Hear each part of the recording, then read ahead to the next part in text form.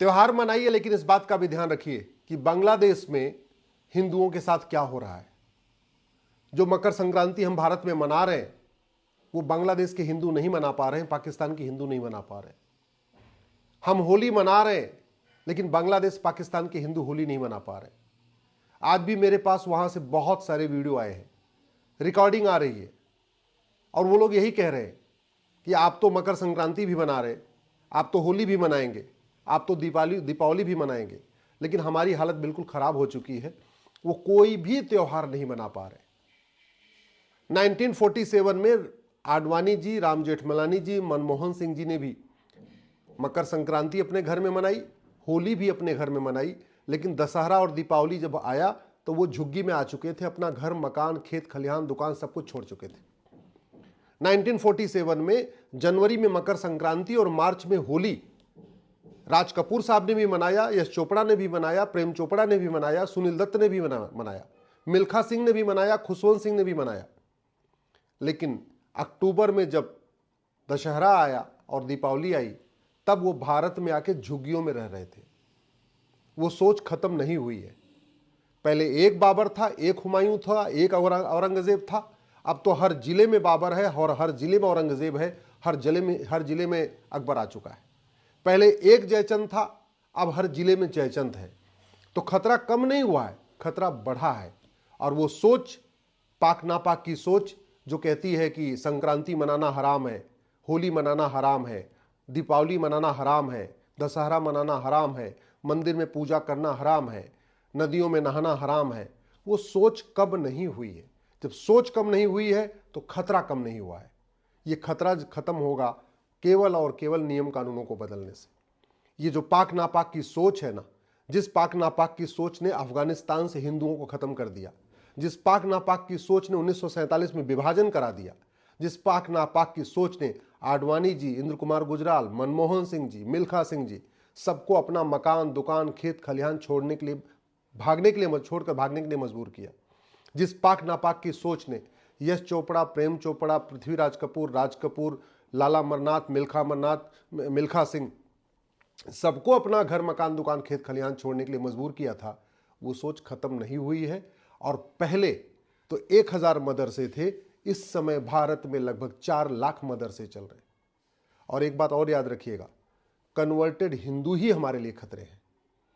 Converted याकूब मेनन भी converted Hindu था, अफजल गुरु भी कन्वर्टेड हिंदू था, कसाब भी कन्वर्टेड हिंदू था, जो उन्होंने विभाजन कराया जिन्ना भी कन्वर्टेड हिंदू था, विभाजन कराने वाला जिन्ना भी कन्वर्टेड हिंदू था। और पाकिस्तान में जब विभाजन हो रहा था तो हिंदुओं की बहन बेटियों से बलात्कार करने वाले भी कन्वर्टेड हिंदू थे।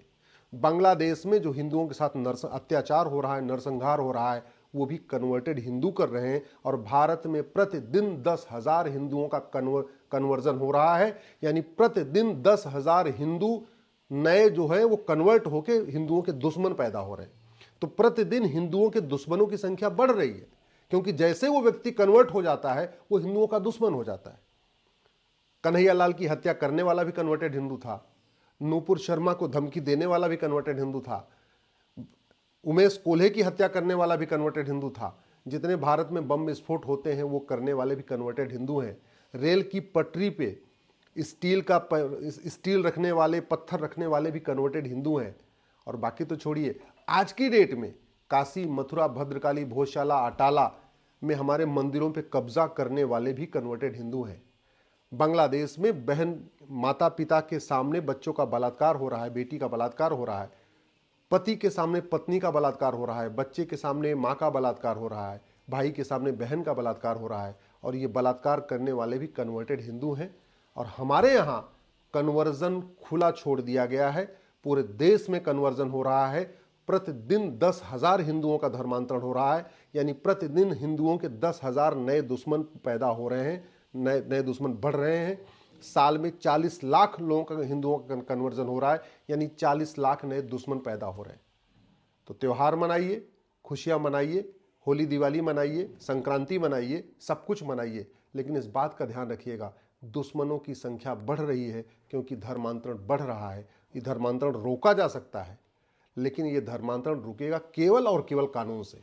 धर्मांतरण रुकेगा विदेशी फंडिंग को बंद करने से, धर्मांतरण रुकेगा हवाला की फंडिंग खत्म करने से, धर्मांतरण रुकेगा कठोर कानून बनाने से, धर्मांतरण तब रुकेगा जब मिशनरियों और जिहादियों के खिलाफ एनएसए लगेगा, यूएपीए लगेगा, वेजिंग वॉर की धारा लगेगी, देशद्रोह धारा लगेगी, गैंगस्टर एक्ट लगेगा। धर्मांतरण तब रुकेगा जब धर्मांतरण कराने वाले मिशनरियों और जिहादियों के मददगारों, उनको फंडिंग करने वालों को भी आजीवन कारावास होगा, उनकी भी नागरिकता खत्म होगी, उनकी भी 100% प्रॉपर्टी जब्त होगी। नहीं तो पंजाब, जहां सनातन धर्म की रक्षा के लिए सिख पंथ बना था, सबसे ज्यादा धर्मांतरण वही हो रहा है। हरियाणा, जो हमारे लड़ाकों की भूमि थी, जहां सारे एक से बढ़कर एक वहां लड़ाके पैदा हुए, आज उस हरियाणा में भी धर्मांतरण हो रहा है। यूपी बिहार तो छोड़िए, लगातार हो ही रहा है। नॉर्थ ईस्ट तो हमारे हाथ से निकल गया है। गुजरात, जो हिंदुओं का प्रमुख केंद्र है, वहां भी धर्मांतरण हो रहा है। और दुख इस बात का है कि जो हमारे 12 ज्योतिर्लिंग हैं, उन ज्योतिर्लिंग के आसपास भी धर्मांतरण हो रहा है। जो हमारे शक्तिपीठ हैं, उन शक्तिपीठों के पास भी धर्मांतरण हो रहा है। जो हमारे प्रमुख मंदिर हैं, वहां भी धर्मांतरण हो रहा है। और देश की राजधानी दिल्ली में भी धड़ल्ले से धर्मांतरण हो रहा है। क्यों धर्मांतरण हो रहा है? क्योंकि हमने धर्मांतरण को न तो राष्ट्र की सुरक्षा के लिए खतरा घोषित किया, न हमने धर्मांतरण को देश की एकता अखंडता के लिए खतरा घोषित किया, न धर्मांतरण को हमने वेजिंग वॉर डिक्लेयर किया, न हमने धर्मांतरण को देशद्रोह घोषित किया, न हमने धर्मांतरण को ऑर्गेनाइज क्राइम डिक्लेयर किया। जिस धर्मांतरण को रोकने के लिए गुरु तेग बहादुर जी ने अपना शीश कटवा दिया, चांदनी चौक में शीशगंज गुरुद्वारा बना हुआ है।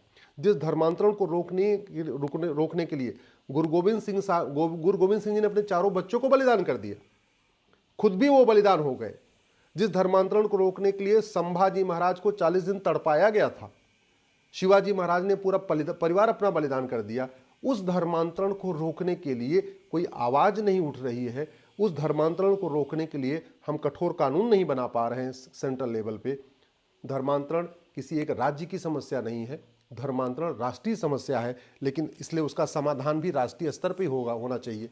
ये जो बीएनएस है ना, इस बीएनएस में एक चैप्टर जोड़ दिया जाए, ऑफेंस रिलेटिंग टू कन्वर्जन, और उसमें लिख दिया जाए कि धर्मांतरण राष्ट्र की सुरक्षा के लिए खतरा है, एकता अखंडता के लिए खतरा है, देशद्रोह है, वेजिंग वॉर है, ऑर्गेनाइज क्राइम है।